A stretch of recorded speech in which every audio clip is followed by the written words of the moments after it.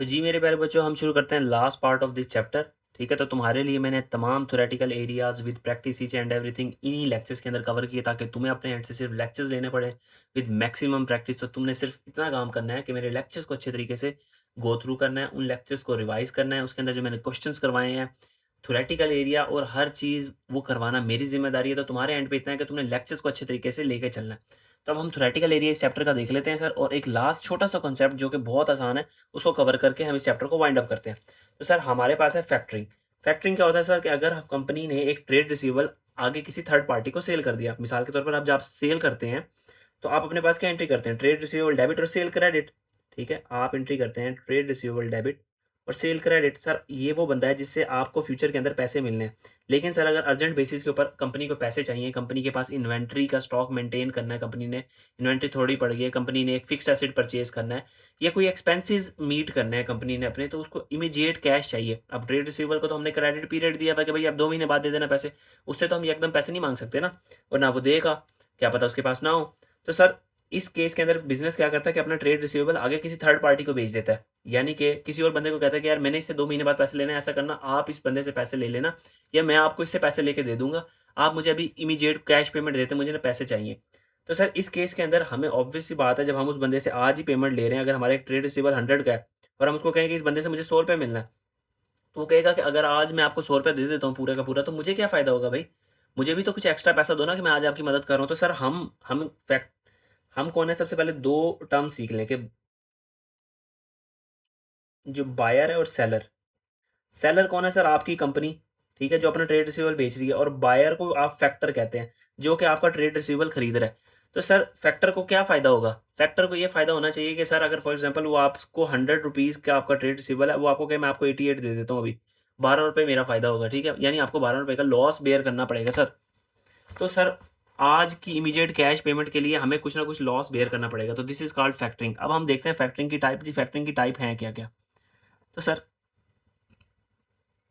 Factoring की type में सबसे पहले आता है विद रिकॉर्स फैक्टरिंग, ठीक है, और विदाउट रिकॉर्स फैक्टरिंग। विद रिकॉर्स का मतलब क्या होता है sir, risk and reward from the trade receivable stay with the seller, यानी कि जो भी रिस्क एंड रिवॉर्ड आने, रिस्क एंड रिवॉर्ड का मतलब ये है कि उस ट्रेड रिसीवेबल से जो पैसे आने हैं वो भी हमारे होंगे। ठीक है, अगर वो ट्रेड रिसीवेबल भागे या बैड डेट हो गया, उसने पैसे ना दिए फॉर सम हाउ, ठीक है, किसी भी रीज़न की वजह से, तो उसका जो हमें लॉस बेयर करना पड़ेगा वो हमारी कंपनी को बेयर करना पड़ेगा, ठीक है। तो सर ऐसा नहीं लग रहा कि हमारे ट्रेड रिसीवेबल तो हमारे ही पास है, यानी हमारी बुक्स में आना चाहिए क्योंकि उसका रिस्क एंड रिवॉर्ड हमसे जुड़ा हुआ है। तो ऐसी फैक्टरिंग को हम कहते हैं विद रिकॉर्स फैक्टरिंग है, ठीक है। और ऐसा भी होता है कि हम कहते हैं अगले बंदे को, कहते हैं कि थर्ड पार्टी को, कि देखें आप जो ट्रेड रिसीवेबल से ना खुद डील कर लें, आप बस हमें ये पैसे दे दें, उसके बाद ट्रेड रिसीवेबल जाने और आप जाने, जितने पैसे आएंगे वो आप देख लेना, अगर उसने पैसे ना दिए तो आप फिर भी देख लेना, हमारा बीच में कोई जिम्मा नहीं होगा। ऐसी फैक्टरिंग को कहते हैं विदाउट रिकॉर्स फैक्टरिंग, जिसमें रिस्क एंड रिवार्ड आप थर्ड पार्टी को ट्रांसफर कर देते हैं, ठीक है। तो सर अब नीचे चलते हैं कि हम इनकी अकाउंटिंग ट्रीटमेंट कैसे करते हैं। सर बहुत आसान अकाउंटिंग ट्रीटमेंट है। अच्छा, तो सर इस केस के अंदर क्या होता है कि लायबिलिटी हमारी किताबों में रहती है, क्योंकि सर रिस्क एंड रिवार्ड किसके साथ अटैच हुए हैं सर, हमारे साथ अटैच हुए हैं। अगर वो भाग गया तो पैसे लेके भाग गया या बैड डेट हो गया, तो लॉस कौन बेयर करेगा सर, हम बेयर करेंगे।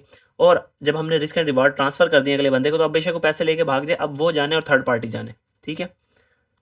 तो सर इसमें दो टर्म्स आपने सीखनी है कि सेलर यानी जो आपका क्लाइंट है जो अपना ट्रेड रिसीवेबल को बेच रहा है, और बायर जो है वो फैक्टर कोई फाइनेंशियल इंस्टीट्यूशन हो सकता है, यानी बैंक वगैरह, जो इस तरह की आपको मतलब अर्जेंट कैश पेमेंट जब चाहिए होती है तो वो ले लेते हैं, आपको दे देते हैं पैसे, और आपका फैक्टर जो है आपका ट्रेड रिसीवेबल ले लेता है।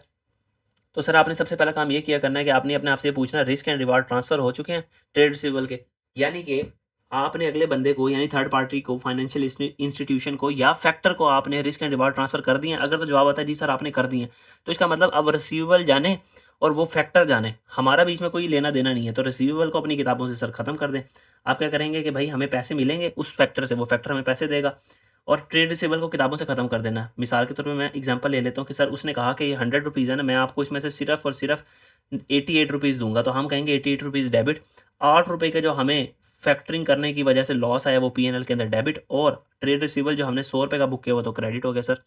तो उस बंदे से 100 लेने थे, तो हमने 100 का 100 रिसीवेबल किताबों से ख़त्म कर दिया कि भाई अभी 100 हमें नहीं मिलने। उस फैक्टर ने हमें 88 रुपये दिए सर, और 8 रुपये का हमने लॉस अपने पास फैक्टरिंग फीस के नाम से आपने बुक कर लेना है, ठीक है।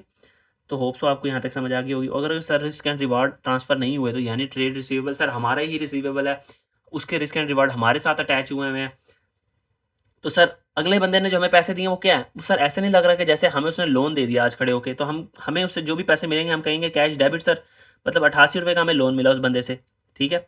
और 8 रुपये की हमने उसको ट्रांज़ैक्शन फ़ी, या आप ऐसे कह सकते हो कि आपकी फैक्टरिंग फ़ी है, आपने वो डेबिट कर दी सर, इंटरेस्ट एक्सपेंस या एक्स्ट्रा जो आप अमाउंट उसको पे कर रहे हो। और लायबिलिटी सर आपने कितने की बुक कर ली टोटल?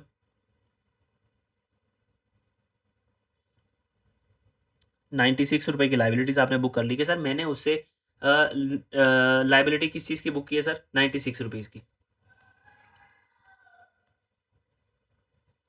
अच्छा सर, अब हमारी बुक्स के अंदर इस केस के अंदर अगर हमने रिस्क एंड रिवार्ड, यहाँ आते हैं, अगर हमने रिस्क एंड रिवार्ड ट्रांसफर कर दिए तो नो रिसीवेबल्स इन कंपनी बुक, कंपनी की बुक्स के अंदर कोई रिसीवेबल नहीं आना चाहिए सर, क्योंकि अगले बंदे को रिस्क एंड रिवार्ड ट्रांसफर हो चुके हैं।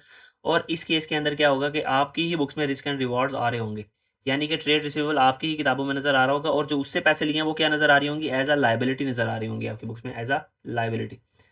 अच्छा सर, हम आगे चलते हैं। अगर क्वेश्चन आपका साइलेंट हो तो आपने क्या एज्यूम करके चलना है कि आपका विदाउट विद रिकोर्स है, ठीक है? विद रिकोर्स का क्या मतलब है सर? कि जो रिस्क एंड रिवार्ड है वो सेलर के एंड के ऊपर अभी मौजूद है, यानी कि सेलर ही बर्दाश्त करेगा सारे रिस्क एंड रिवार्ड।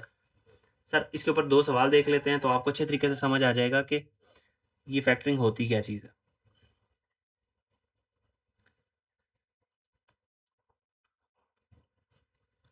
तो सर सबसे पहले क्वेश्चन है हमारे पास, फैक्टरिंग विदाउट रिकोर्स।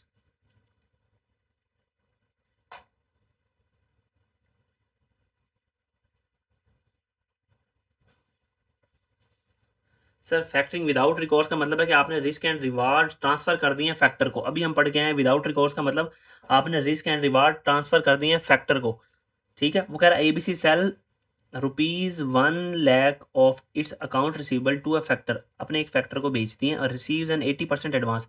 आपको ऐसी 80% एडवांस कैश पेमेंट मिल गई है immediately. The factor charges a fee of 8,000 for the service, उसने 8,000 रुपये सर्विस फीस के नाम पे हमसे चार्ज किए हैं, ठीक है?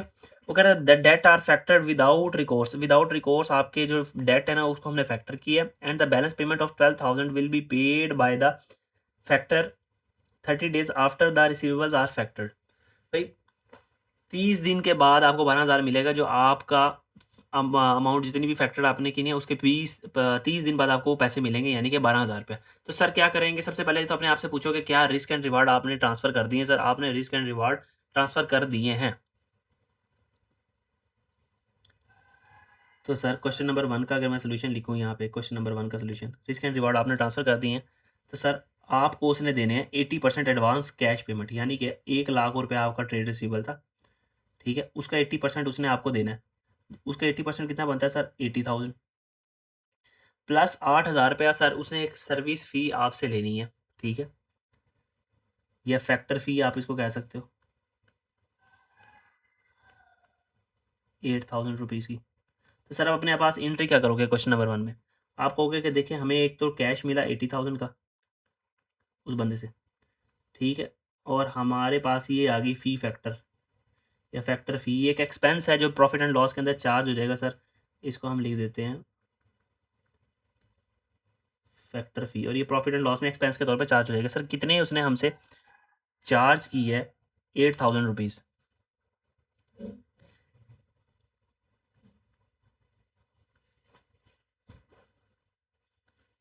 और सर हमने अपने पास रिसीवेबल बुक कर लिया कि अगर तो कस्टमर ने 30 दिन के अंदर अंदर पैसे दे दिए तो बाकी 12,000 रुपये भी हमें मिल जाएगा, बाकी 12,000 रुपये भी हमें मिल जाएगा। तो रिसीवेबल डेबिट कर दिया, और सर अपने पास से किताबों से अकाउंट रिसीवेबल को ख़त्म कर दिया।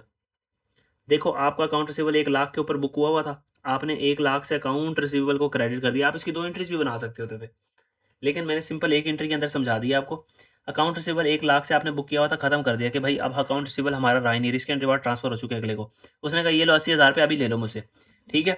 और 8,000 रुपये है तो तुम्हारी फ़ी, ठीक है? 8,000 तुम्हारी क्या है? फ़ी। यानी कि जो तुम मुझसे फैक्टरिंग करवा रहे हो मुझे भी तो कोई फ़ायदा होना चाहिए ना, ये तुम मुझे 8,000 रुपये दो।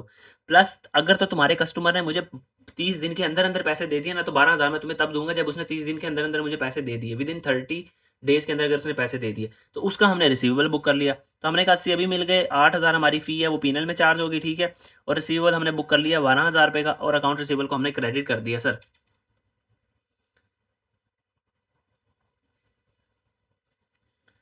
अच्छा, ये रिसीवेबल क्या ट्रेड डेटर से रिसीवेबल है? नहीं सर, ये फैक्टर से लेने हैं हमने पैसे 12,000 पे, क्योंकि ट्रेड रिसीवेबल ने तो पैसे फैक्टर को जाके पे करने हैं ना। अब हमारा लेन-देन तो है ही नहीं। तो सर जब वो हमारा ट्रेड रिसीवेबल हुआ करता था, उसने फैक्टर को सारे पैसे दे दिए, लाख का लाख पूरा, तो हम कहेंगे फैक्टर भाई अब आपको पूरे पैसे मिल गए ना, आपसे जो 12,000 रुपए हमारा रहता है वो तो हमें दो। जब हमें वो 12,000 देगा तो हम अपने पास एंट्री करेंगे कैश डेबिट, ठीक है? और जो फैक्टर से हमारा रिसीवेबल था, फैक्टर रिसीवेबल 12,000 वो क्रेडिट। तो सर उम्मीद है कि तुम्हें समझ आ गई होगी बात। और उसके बाद चलते हैं हम दूसरे केस की तरफ। वो कह रहा है फैक्टरिंग विद कोर्स रिकोर्स, ठीक है। ABC sells 1 lakh of its account receivable to a factor and receive 80% advance immediately. आपको 80% जो है ना एडवांस इमीडिएटली मिल गया।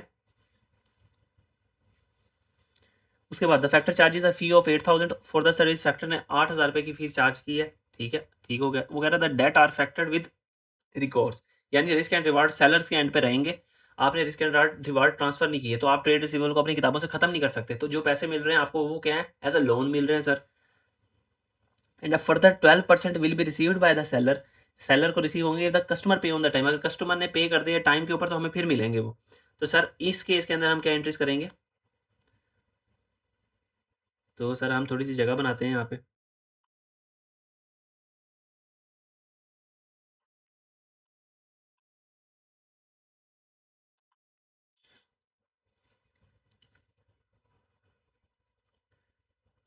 Give me a second.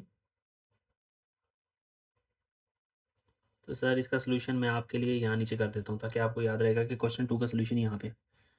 तो हम क्वेश्चन 2 का सोल्यूशन यहाँ कर लेते हैं।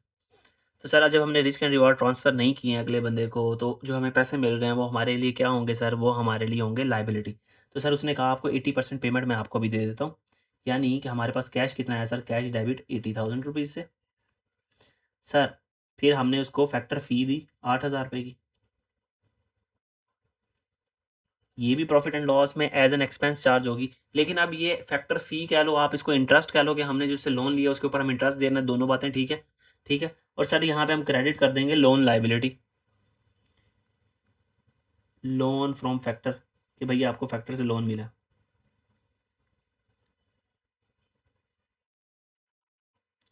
आपने 88,000 का लोन ले लिया फैक्टर से। सर उसके बाद आपकी क्या एंट्री होगी सर? जब वो हमारा ट्रेड रिसीवेबल जाके फैक्टर को 30 दिन के अंदर अंदर पेमेंट कर देगा, तो जो हमारी 12% पेमेंट खड़ी हुई है जो उसने हमें अभी नहीं दी, तो सर वो हमें वो दे देगा। तो हम कहेंगे कि कैश डेबिट 12,000 से। सर लोन यही अमाउंट होगी, सिर्फ ये लोन यही अमाउंट होगी, ये वो अमाउंट है जो पहले दिन मुझे खड़े होकर मिली है। और जिस दिन हमारे ट्रेड रिसीवेबल ने जाके फैक्टर को पे किया, वो कहेगा यार उसमें से मैंने अपना हिस्सा रख लिया, ये लो तुम्हारे 12,000 जो तुम्हें मैंने बोला था। तो हम कैश डेबिट कर देंगे और अपने पास से 12,000 तक का ट्रेड रिसीवेबल खत्म कर देंगे, 12,000 से ट्रेड रिसीवेबल खत्म कर देंगे।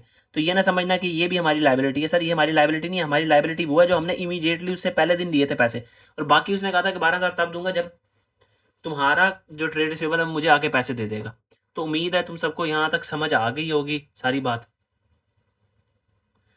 और जिस दिन हम अपने फैक्टर को सारे पैसे पे कर देंगे सर, तो हम क्या करेंगे?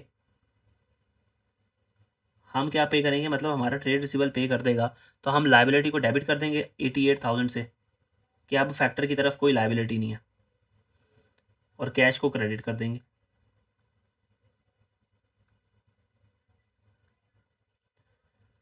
सर इस कैश की जगह तुम लिखो ट्रेड रिसीवेबल को क्रेडिट कर दोगे तुम लोग। जो बाकी का ट्रेड रिसीवेबल बचा हुआ था, एक 12,000 से क्रेडिट हुआ और ये खत्म हुआ, तो ट्रेड रिसीवेबल तुम्हारा क्रेडिट हो गया, खत्म हो गया, ठीक है। तो इस तरीके से कुछ तुम्हारा सारा सीन चलता है कि तुम्हें 1 लाख रुपए का ट्रेड रिसीवेबल था, दोबारा रिपीट कर देता हूँ, उसमें से तुम्हें 92,000 मिले। 92,000 कैसे मिले? टुकड़ों में, कि 8,000 रुपया तुम्हें उसने फ़ौरन दे दिया, ठीक है, सॉरी 80,000 उसने तुम्हें फ़ौरन दे दिया, और 12,000 उसने कहा कि यार मुझसे ले लेना, जब तुम्हारा ट्रेड रिसीवेबल मुझे आके दे देगा ना पैसे 12% मैं तुम्हें तब दे दूंगा। तो सर जो 8,000 रुपये का मुझे नुकसान हो रहा है वो क्या है? वो तुम्हारी फैक्टर फ़ी ये नज़र आ रही है। तो दोनों केसेस के अंदर तुम्हें उम्मीद है समझ आ गई होगी बात। अब हम चलते हैं इसके थोरेटिकल एरिया को कवर करते हैं और इस चैप्टर को वाइंड अप करते हैं।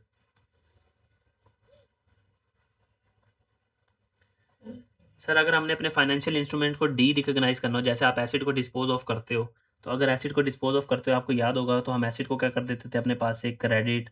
हम कहते थे उसकी एक्यूमुलेटेड डेप्रिसिएशन भी किताबों से निकाल दो, तो एक्यूमुलेटेड डेप्रिसिएशन क्रेडिट नेचर की चीज़ होती थी, उसको डेबिट कर देते थे। फिर हम कहते थे हमें कुछ पैसे मिले हैं तो कैश को डेबिट करो, और बैलेंसिंग फिगर हमारी जो होती थी वो गेन एंड लॉस होती थी। तो पी&एल में यहाँ क्या आ जाता था सर, गेन। तो ये एंट्री करते होते थे ना कुछ तुम अपने पास। तो अगर तुम कोई फाइनेंशियल इंस्ट्रूमेंट बेच दो तो तुम भी ऐसी ही एंट्री करोगे कि सर तुम कंपेयर करोगे कि हमारी फाइनेंशियल इंस्ट्रूमेंट की कैरिंग अमाउंट कितनी आ रही है और वर्सेस तुमने प्रोसीड, तुम्हें कितने पैसे मिले हैं। प्रोसीड्स यानी 100 रुपये का तुम्हारी बुक्स में फाइनेंशियल इंस्ट्रूमेंट आ रहा था, तुमने 120 का बेच दिया, तो 20 रुपये का सर तुमने गेन कमा लिया। अब तुम क्या करोगे, फाइनेंशियल इंस्ट्रूमेंट को क्रेडिट कर देना अपनी किताबों से 100 रुपये से, यानी खत्म कर देना। तुम अपने पास एंट्री कर देना कि मुझे पैसे मिले कैश 120 रुपया, और जो मेरे पास गेन आया सर वो कितना आया, 20 रुपये का गेन पी&एल में क्रेडिट कर देना। तो सर ये ओवरऑल अब हम डी रिकग्निशन देखने जा रहे हैं कि कैसे हम एक फाइनेंशियल एसेट को डी रिकग्नाइज करते हैं। तो ये मैं तुम्हारे लिए यहाँ लिखा रहने देता हूँ ताकि तुम लोगों को याद रहे। तो सर डी रिकग्निशन तुम्हारे सिलेबस का पार्ट नहीं है, लेकिन जितना थ्योरेटिकल कवर हो सकता है सर उतना हम कवर करेंगे जितना तुम्हारी बुक के अंदर दिया हुआ उन्होंने, यानी कि तुम्हारे स्टडी हब में। तो सर वो कह रहा है an entity should D recognise the financial asset और पार्ट ऑफ इट, यानी पूरे का पूरा फाइनेंशियल एसेट। आपने ये फाइनेंशियल इंस्ट्रूमेंट कहना ज़्यादा बेहतर होगा। फाइनेंशियल इंस्ट्रूमेंट में फाइनेंशियल एसेट और लायबिलिटी दोनों कवर हो जाते हैं।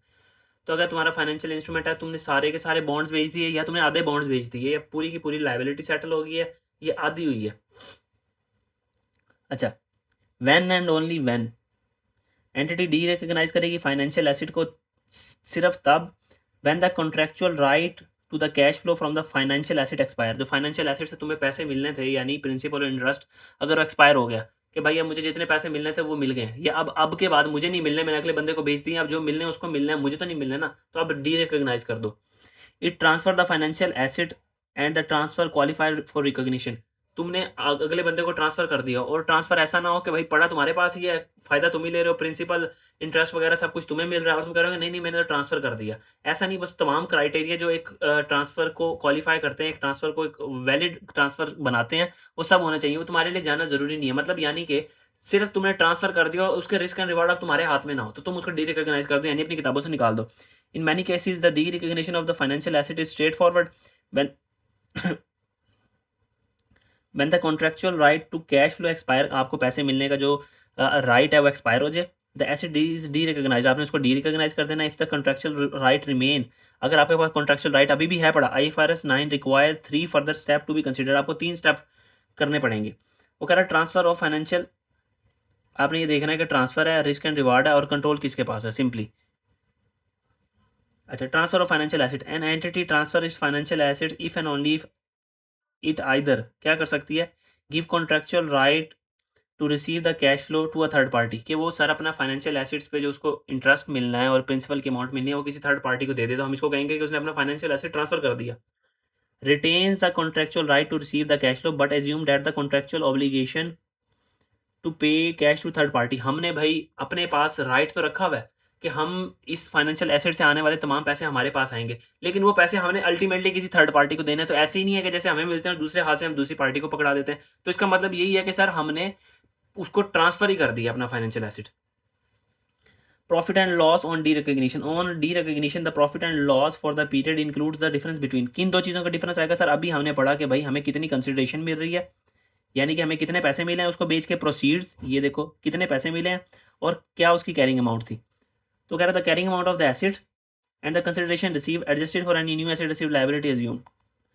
अब देखते हैं जो D recognition of financial assets क्या होते हैं। वो कह रहे हैं बेसिक डी रिकॉग्निशन क्राइटेरिया, ये क्राइटेरिया अगर एक क्राइटेरिया पूरा है तो आपने फाइनेंशियल एसेट को डी रिकॉग्नाइज कर देना, किताबों से निकाल देना, उसको कहना है बाय बाय। अच्छा, N entity should D recognise the financial asset और part of it when on only when, कब, the contractual right to the cash flow from the financial asset expire, वही सारी बातें लिखी हुई हैं जो ऊपर लिखी हुई हैं। It transfer the financial asset और transfer qualify the derecognition, transfer जो आपने किया है उसकी सारी क्वालिटीज पूरी होनी चाहिए, ठीक है। In many cases D recognition of financial asset is straight forward. तो सर ये ऐसे ही नहीं लग रहा कि बेसिक डी रिकॉग्निशन वाला क्राइटेरिया इन्होंने एज इट इज उठा के लिख दिया। तो सर ये हमने पढ़ लिया। अब ये 2 बार पेस्ट हो गया तो मैं यहाँ से इसको रिमूव कर दूंगा। Derecognition of financial liabilities, तो अगर entity should remove a financial liability from the statement of financial position when and only when, कब, when it is extinguished the obligation specified in the contract is discharge and cancelled और expired. भाई जब ये साबित हो जाए, जब आपको पता लग जाए कि आपने की जो लायबिलिटी आप क्या करते थे, cash debit financial liability credit करते थे। जब आपको पैसे चाहिए होते थे तो बॉन्ड्स इश्यू कर देते थे आप, ठीक है। अब आपने जो इंटरेस्ट पे करना है और जो प्रिंसिपल पे करना है, जब आपको पता लग गया अब आपका कॉन्ट्रैक्चुअल ऑब्लिगेशन एक्सपायर हो चुकी है, अब आपने कोई इंटरेस्ट नहीं देना, कोई प्रिंसिपल अमाउंट नहीं देनी, तो आपने अब फाइनेंशियल लायबिलिटी को डी रिकॉग्नाइज कर देना। The condition is met when either क्या the debtor discharge the liability by paying the creditor normally with the cash or other the financial assets, goods or services. The debtor is legally released from the primary responsibility for liability or the part of thereof either by the process of law or by creditor. वो सबसे पहली बात क्या कर रहा है sir, the debtor discharge the liability by paying the creditor, कि भाई डेटर खुद ब खुद लाइबिलिटी डिस्चार्ज कर दे बाय पेइंग इट्स क्रेडिटर।